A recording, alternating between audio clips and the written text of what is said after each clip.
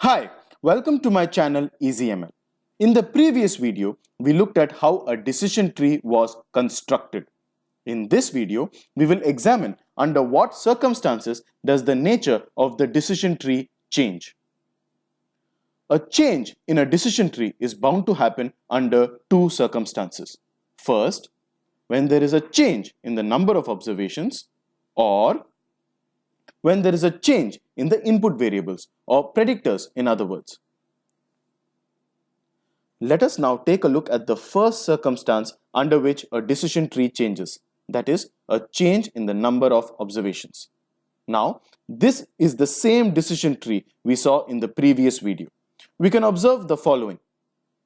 There are 13 observations, the predicted variable is gender, and my input variables or predictors are height and weight.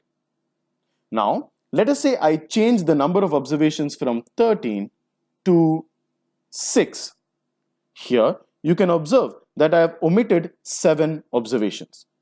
Now, since I have ignored all the 7 observations that were in region 3, the threshold value of height, that is 161 centimeters, is not needed anymore. This is because, well, if you can recall, the aim of the decision tree model is to divide observations into homogeneous groups.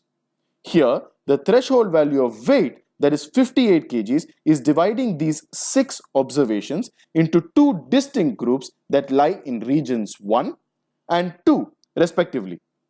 Therefore, if we observe on the right, when we build the decision tree model on these 6 observations, we do not need the threshold value of height anymore. Now, this decision tree model will only be built on the threshold value of weight. Let us now move on to the next circumstance under which the decision tree model changes, that is, change in the input variables.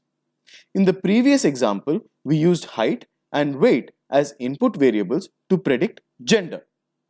Now, we will change the input variables. Instead of using height and weight, we will use height and age to predict gender. Therefore, gender becomes my predicted variable and height and age become my predictors. Now, let us see how the change in input variables will in turn change the decision tree. I have taken the same 13 observations from the previous example. I have plotted these 13 observations according to their gender, but this time across height and age, that is, height on the x-axis and age on the y-axis.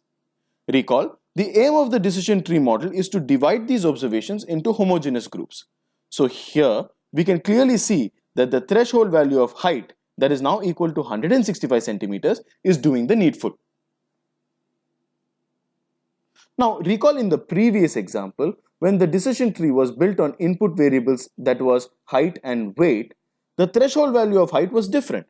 It was 161 centimeters. Now, in this example, where the input variables are height and age, the threshold value of height is 165 centimeters.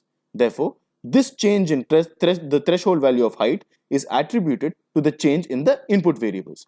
We can also observe on the right that the nature of the decision tree has changed according to this new threshold value of height. So it is important for you to remember the circumstances under which the nature of the decision tree changes, as that is an important prerequisite to understanding and building random forest models, which we will see in the next video. Thank you. Stay tuned.